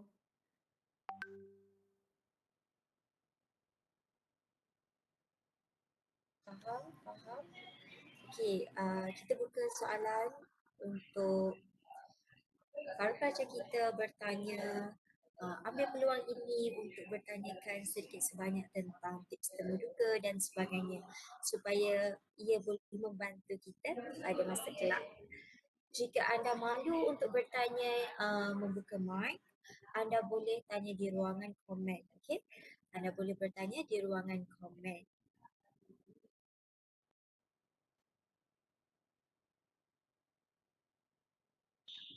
Okey, saudari Najibat, ada soalan ke? Okay, Assalamualaikum kepada Puan Fatin. Okay, saya Najibah binti Yamin. Saya ada satu soalan. Okay, apakah soalan yang kita boleh ajukan kepada panel sekiranya panel tu memberi ruang untuk kita bertanya? Dan apakah soalan yang kita tidak boleh tanya kepada panel? Terima kasih. Okay, sebentar ya.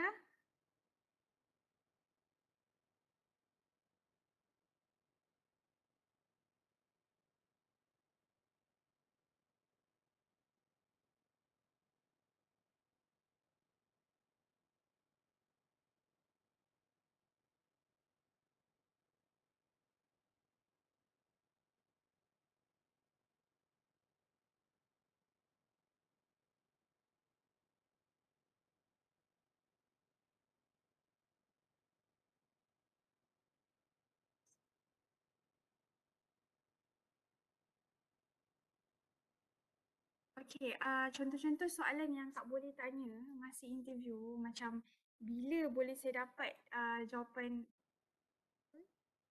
Contoh soalan yang boleh tanya masa tak boleh tanya masa interview. Contohnya macam you tanya berapa gaji you untuk position ni. Kalau boleh janganlah tanya tentang gaji sebabnya itu akan memberikan impak yang macam majikan ni macam budak ni dah fresh grad. Lepas tu kita memang boleh demand untuk gaji sebabnya kita fresh grad dan contohnya kalau degree kita ada macam minimal berapa gaji untuk degree dan sebagainya.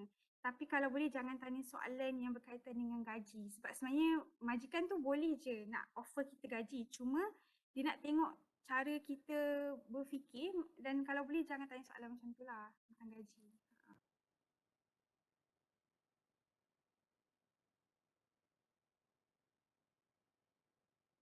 Selain tu, cuma nak tambah, sekarang kan kita dah ada work from home, hybrid work kan. So kalau dalam interview tu, contohlah kita tak boleh tanya dekat majikan selain majikan open dah cakap lah boleh work from home. So kita jangan tanya dekat majikan tu boleh tak kita work from home. Macam tu macam agak rude lah. Okay. Boleh tak saya nak teruskan? Sikit Boleh lagi. buat. Okay, Okay, terima kasih. di Perkeso dan My Future Jobs dan juga oleh pihak kerajaan, kita ada menyediakan pelbagai program Carnival Kerjaya di seluruh Malaysia. Okay, sama ada temuduga tertutup dan juga temuduga terbuka. Okay, ini adalah contoh-contoh temuduga ataupun Carnival-Carnival terbesar di Malaysia, iaitu Carnival Penjana Kerjaya Kebangsaan 2021 dan juga Carnival Kerjaya Keluarga Malaysia. Dan sebelum ni masa bulan 2 kita ada Carnival di KLCC iaitu Carnival Jamin Kerja untuk Carnival Hari Wanita. Banyak macam jawatan untuk wanita-wanita untuk mohon lah. Ini adalah contoh-contoh majikan yang ada di bawah, yang berdaftar, yang ada di individu tersebut lah nanti. Temuduga terbuka tersebut, sorry. Okay. So kalau nak tahu update daripada Carnival Kerjaya tu boleh kita punya Instagram myfuturejobs.official ataupun boleh follow up di kita punya website iaitu perkeso.gov.my. Dan sekiranya para pelajar ataupun bakal graduan ni nak mohon kerja, boleh juga buat permohonan kerja di www.myfuturejobs.gov.my. Okay, saya akan briefing sikit tentang My Future Jobs. My Future Jobs ni adalah portal pekerjaan rasmi di bawah Perkeso. Okay. So kalau nak daftar job ni, just search je myfuturejobs.gov.my. Kemudian boleh klik pada job seeker. Dan juga kalau yang ada tak yang kat sini yang dah ada My Future Jobs punya ni account? Ke tak pernah dengar pun pasal My Future Jobs? Belum ada pun. Ada, okey, tak apa. So kalau yang belum register, boleh register lah. Okay, bila dah register, dia akan keluar macam ni. Lengkapkan profil, isikan semua apa yang dia nak di profil. Dan kemudian bila contohlah macam bila you isi dekat desired job ni, you masukkan administrative assistant, nanti dekat match jobs ni dia akan keluar job-job yang berkaitan dengan administrator. Okay, kalau you nak search job yang selain daripada dekat sini, you boleh search lah macam kitchen helper, dekat mana you nak bekerja, and then you apply. Bila apply dia akan keluar macam ni lah, permohonan berjaya diterima oleh majikan. Okay, itu sahaja daripada saya. Okay, saya nak tunjuk sikit video My Future Jobs yang kita ada. Boleh enjoy lah the video before kita akhiri sesi taklimat pada pagi ini.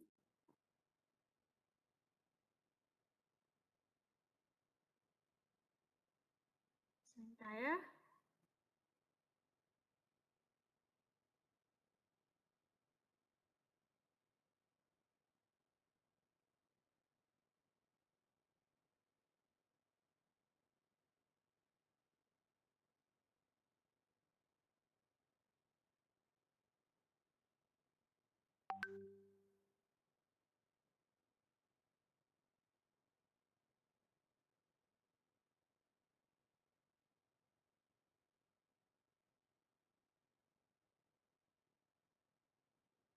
Boleh saya tahu tak?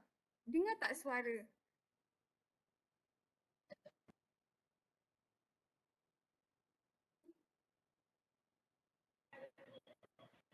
Tak dengar ya? Tak dengar. Okay, kejap kita start balik lah. Okay, sebab dia pakai headphone.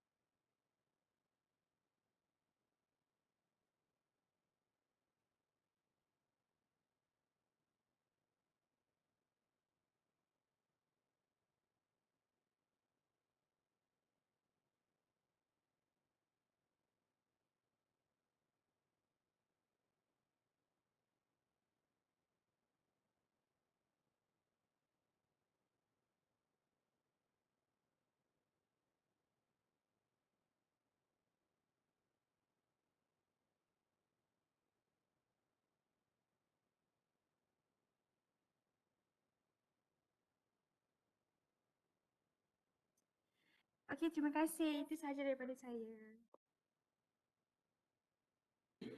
Terima kasih Puan Fatih. Okey, kita ada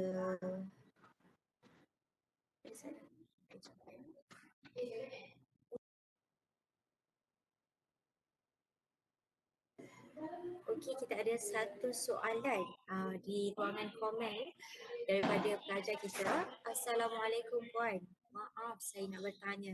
Adakah bagi kursus Bahasa Melayu Komunikasi Profesional ini menjadi keutamaan untuk kami membuat akaun LinkedIn? Okey. Jadi boleh antara Puan Fatin ataupun Puan Basuki untuk menjawab soalan?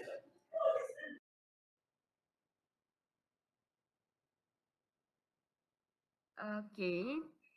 Saya ambil alihlah soalan daripada Cik Umi Hidayah. Kita tak kisah daripada kursus mana-mana tapi adalah keutamaan untuk membuat profil di LinkedIn. Sebab LinkedIn juga merupakan satu platform profesional untuk mendapatkan kerja-kerja tawaran kerja eksekutif dan atasnya. So, siapa yang dah habiskan degree, master, PhD, LinkedIn is very useful. And LinkedIn juga memprovide training skills secara free. Ada yang berbayar juga. So, kalau nak upgrade skills, boleh follow dalam courses yang provide oleh LinkedIn.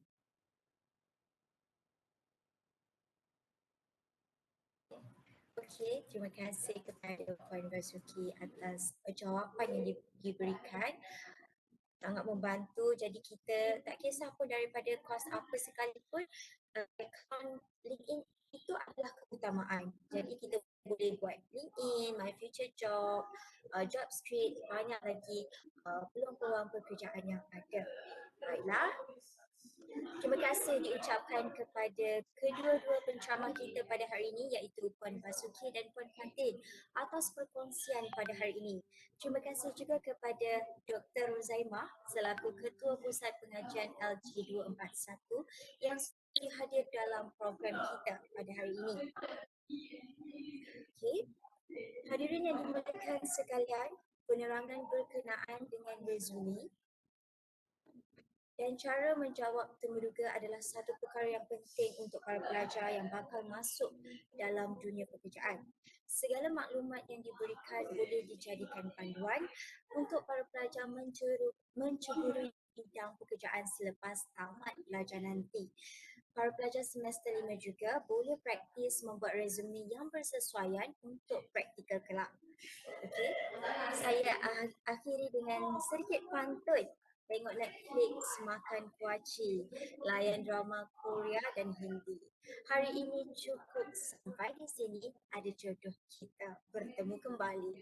Dengan berakhirnya sesi soal jawab dan perkongsian berkenaan kenali dunia pekerjaan itu tadi, maka berakhirlah program kita pada hari ini. Majlis merakamkan ribuan terima kasih kepada semua pihak yang terlibat bagi menjayakan majlis ini dan juga majlis memohon kemaafan di atas segala kepincangan dan keikhtilafan sepanjang majlis berlangsung. Sebelum melabuhkan tirai, peringatan mesra kepada para pelajar untuk mengisi dua pautan yang disediakan iaitu borang soal selidik dari pihak berkisah dan borang kehadiran serta soal selidik dari pihak PMKP. Jadi wajib ya kedua-dua borang ini untuk diisi dan kepada para pelajar diminta untuk membuka kamera sebagai untuk kita bergambar bersama-sama sebagai tanda kenang-kenangan. Boleh ya untuk buka kamera kepada yang perempuan dan yang lelaki.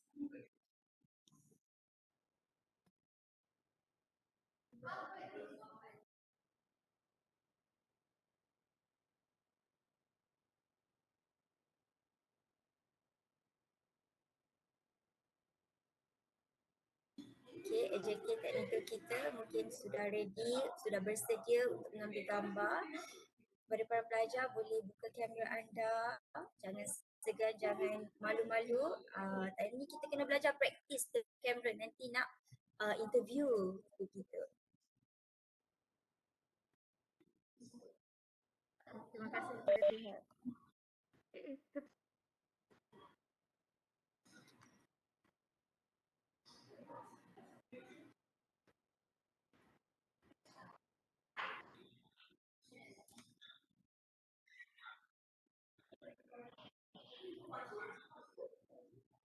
Terima kasih kepada Terima- Cik Fatimah, Cik Najibah dan juga kepada pekerja-pekerja yang lain juga kerana menjemput kami untuk ke sesi.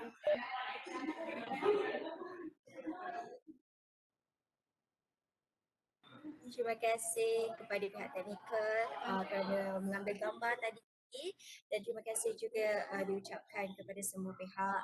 Alhamdulillah program kita sudah tamat. Sehingga kita berjumpa lagi dan semoga kita boleh berkolaborasi lagi bersama pihak Berkeso di masa akan datang. Sekian daripada saya. Wabillahi taufiq wal hidayah. Wassalamualaikum warahmatullahi wabarakatuh.